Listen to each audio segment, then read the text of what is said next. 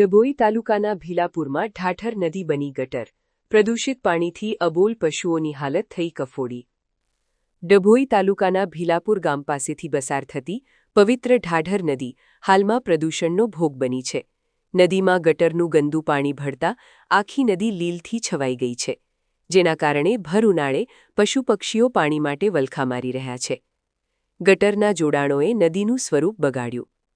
ભીલાપુર ગામના ગ્રામજનોના જણાવ્યા અનુસાર ઢાઢર નદીમાં ઉપરવાસના ગામો કે અન્ય વિસ્તારો દ્વારા ગટરના પાણીના જોડાણો કરી દેવામાં આવ્યા છે।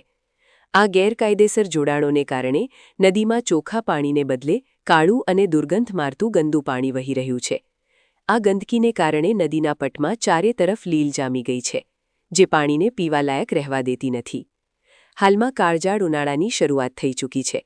આ કાળઝાળ ગરમીમાં પશુપક્ષીઓને પાણીની વધુ જરૂરિયાત હોય છે, પરંતુ નદીનું પાણી ઝેરી અને ગંદુ હોવાથી પશુઓ તે પી શકતા નથી।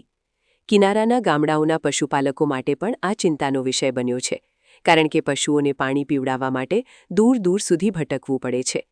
નદીમાં ગટરના પાણી છોડવામાં આવતા જળસ્ત્રોત પ્રદૂષિત થયો।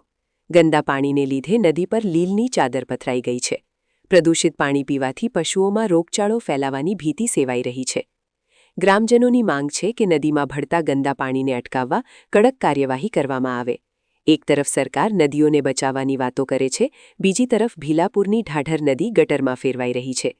જો વહેલી તકે આ ગંદા પાણીનું જોડાણ બંધ નહીં કરવામાં આવે તો પશુધન માટે જીવવું મુશ્કેલ બની જશે। સમાચારની અવનવી અપડેટ જોતા રહો નિખરતા ગુજરાત ન્યૂઝ સાથે। નિખરતા ગુજરાત ન્યૂઝને લાઇક, શેર, સબસ્ક્રાઇબ કરો અને બેલ આઇકન દબાવીને સમાચારની ઝડપી માહિતી મેળવો।